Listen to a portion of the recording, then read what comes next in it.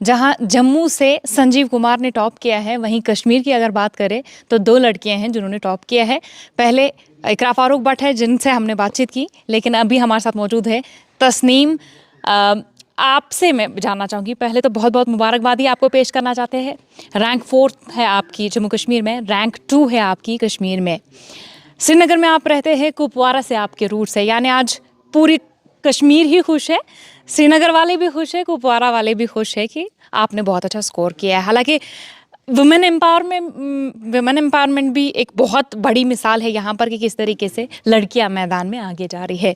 तस्नीम जी, आपसे मैं पूछना चाहूँगी कि किस तरीके से इस ड्रीम की शुरुआत हुई। हालांकि आपके केस में भी हम देख रहे हैं कि अचीवमेंट तो ये बहुत बड़ी है, लेकिन आप कहीं भी कोचिंग नहीं गई। भले ही आपने मटेरियल्स का यूज़ किया, भले ही आपने इंटरनेट का सहारा लिया है, लेकिन आपने कोचिंग भी नहीं किया और कोई पर्टिकुलर ईयर या गैप नहीं रहा आपको जिस दौरान आपने प्रिपरेशन की है। आपने अपने स्टडीज़ के दौरान ही इसमें भी प्रिपरेशन की है, थोड़ा उस बारे में बताइए। जी, थैंक यू वेरी मच। सबसे पहले अल्हम्दुलिल्लाह, by the grace of God I have been able to clear this exam. तो पहले शुक्र अल्लाह का है, फिर मेरे पेरेंट्स के सपोर्ट का है, उसके बाद आती है मेरी मेहनत। तो अब हम मेहनत की बात पे आ चुके हैं, तो मैं अपनी जर्नी के बारे में अगर बताऊं, I have completed law from campus law centre Delhi university. Law के दौरान मुझे एक आइडिया था कि सिविल सर्विसेज के लिए इवेंचुअली ट्राई करना है। तो मैंने करंट अफेयर्स पे ग्रास्प शुरू किया, मैंने न्यूज़ को फॉलो किया, एक बेस बनाने की कोशिश की। फाइनल ईयर में ज़ोरों से तैयारी शुरू की और जैसे ही फाइनल ईयर ख़त्म हुआ, फॉर्म फिल किया, JKPSC का प्रीलिम्स दिया और अल्हम्दुलिल्लाह कामयाबी मिली। तो ये सफ़र रहा है नटशेल में अगर हम कहें। और इस जर्नी के दौरान मेरी इंस्पिरेशन मेरे पेरेंट्स रहे हैं, जो दोनों पब्लिक सर्विस के साथ एसोसिएटेड हैं। और जैसे आपने कहा, मैंने किसी कोचिंग का सहारा नहीं लिया, उनका मटेरियल ज़रूर यूज़ किया, इंटरनेट यूज़ किया, सीनियर से बात की, अपने पीयर से गाइडेंस ली। तो ये मेरी जर्नी के कोर पिलर्स हम कह सकते हैं।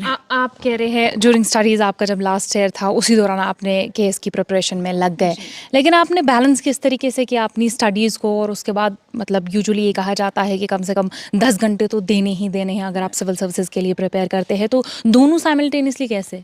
राइट, देखिए, मैं पहले भी कह चुकी हूँ, ये टाइम जितना देना होता है ये बहुत ही सब्जेक्टिव चीज़ होती है। और रही बात 10 घंटे की, अगर आप फॉर एग्जांपल कॉलेज या जॉब के साथ कंबाइन करें अपनी प्रिपरेशन को, तो 10 घंटे इज़ बेसिकली इम्पॉसिबल। तो बैलेंस करने का ये होता है, पहले law is a humanity subject, तो काफ़ी ओवरलैप था, उससे मुझे बहुत असिस्टेंस मिली, एक ये बात रही है।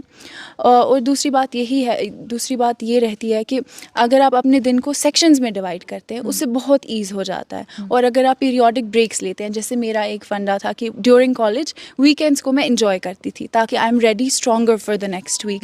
तो ये मेरा मंत्रा रहता था कि सेक्शंस में डिवाइड करना, पीरियोडिक ब्रेक्स लेना, और ओवरलैप था मेरे सब्जेक्ट्स में। लॉ में it's a humanities discipline, strong on polity, strong on constitution, तो उससे भी मदद मिली। अच्छा तस्नीमा जी, ये आपका खुद का ख्वाब था कि माँ बाप का ख्वाब था? क्योंकि आपने कहा सिविल सर्विसेज से एफिलिएटेड थे, कहीं ना कहीं वो भी एक शौक क्रिएट करता है आपके अंदर, तो क्या था?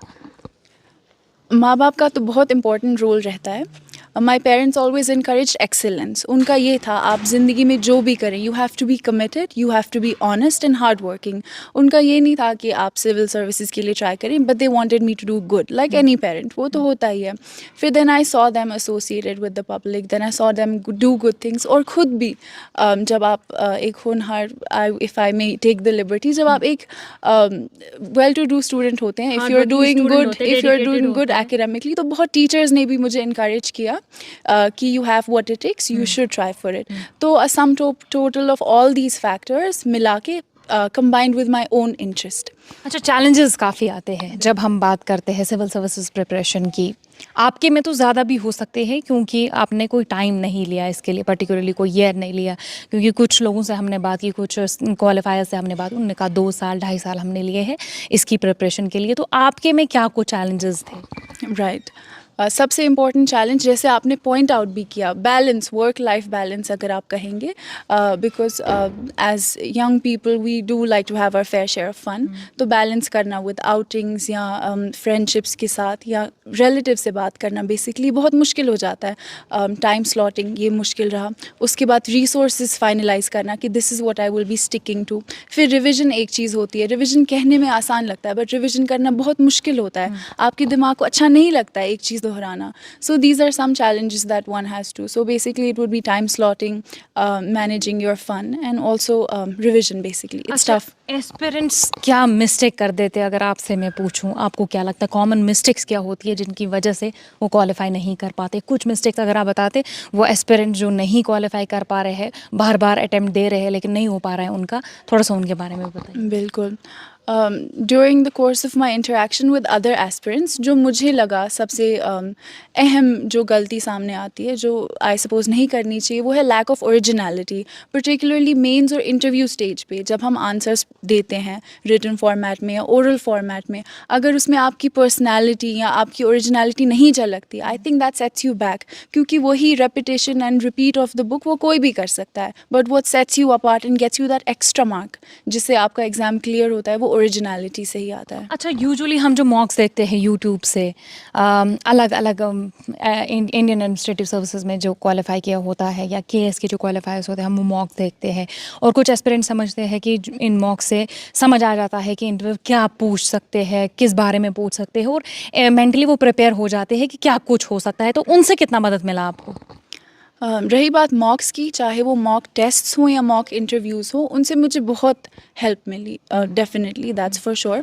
It has been a great help, particularly जब आपकी प्रिपरेशन ख़त्म हो गई हो और आप टेस्ट करना चाहते हैं अपना मेयार, आप किस पैमाने पे इस वक्त खड़े हैं, at that point it's very important, so it has been a great help. चलिए, आखिरी सवाल तस्नीमा जी मैं आपसे पूछना चाहूँगी, हालांकि ये एक मैसेज ही रहेगा, क्या मैसेज देना चाहेंगे लोगों को? हालांकि बहुत सारे लोग हैं जो इसको, प्लीज़ डोंट माइंड, कि जो इसको भी बहुत नेगेटिवली देखेंगे, वो पहले ये नहीं देखेंगे कि आपने क्वालिफाई क्या किया है, पहले शायद वो आप पर कमेंट कर सकते हैं, बहुत सारी चीज़ें ऐसे होती है। तो और उनके लिए भी मैसेज दे दीजिए जो ये समझते हैं कि कहीं ना कहीं, मैं बार बार ये क्वालिफायर से कहती हूँ कि इन वीडियो से कुछ डिमोटिवेट भी हो जाते हैं, कुछ लोग ऐसा भी कहते हैं कि उनको डिप्रेशन हो जाता है, एंग्जाइटी हो जाता है कि ये क्वालिफायर से हम नहीं कर पाए, हम ज़िंदगी में अब क्या करेंगे, जबकि इंटेंशन हमारा कुछ और है, इंटेंशन हमारा पॉजिटिव होता है। जी। तो जो इस वक्त निराश होंगे, जिनका सिलेक्शन नहीं हुआ होगा, उनसे मैं ये कहना चाहूँगी कि एक कोट मैं कहना चाहूँगी जो हमें बचपन में पढ़ाया जाता है, Our greatest glory is not in never falling, but in rising every time we fall. तो जब हम गिरते हैं और जब हम उठते हैं, उसमें असली ग्लोरी लाई करती है। तो मेरा मैसेज उनके लिए यही रहेगा कि अगर मैंने ये क्लियर किया है तो आप ये ना देखें कि सिर्फ नतीजा है, आप पीछे की मेहनत देखें, और अगर आपको लगता है कि आप भी मेहनत कर रहे हैं तो नतीजा आपका ज़रूर होगा, इंशाल्लाह। बहुत बहुत शुक्रिया आपका। तस्नीमा जी हमारे साथ मौजूद थी। जम्मू कश्मीर में रैंक 4 है इनकी और कश्मीर में रैंक 2 है इनकी। जिस तरीके से इन्होंने कहा कि गिरने से ही आप संभलते हैं और गिरने से अब आगे बढ़ पाते हैं, और सबसे बड़ी चीज़ यही होती है कि जिसने जितनी मेहनत की होगी वो उतना अचीव कर पाएगा। इन्होंने मेहनत ज़्यादा की थी, और ऐसा तो नहीं कह सकते कि मेहनत नहीं की थी और इन्होंने अचीव कर लिया। मेहनत की थी तभी जाके ये उनसे आगे है जिन्होंने मेहनत थोड़ी सी कम की थी या कहीं कमी रह गई थी मेहनत में। तो वही इनका मैसेज भी है कि आप फिर भी कोशिश में लगे रहिए, जो भी आपके ड्रीम्स हैं उनको परस्यू करें, कोशिश करें कि आप जो भी चाहते हैं ज़िंदगी में अचीव करना, उसको अचीव करने में लग जाए। एशियन न्यूज़ हब के लिए श्रीनगर से फजा ज़ैनब।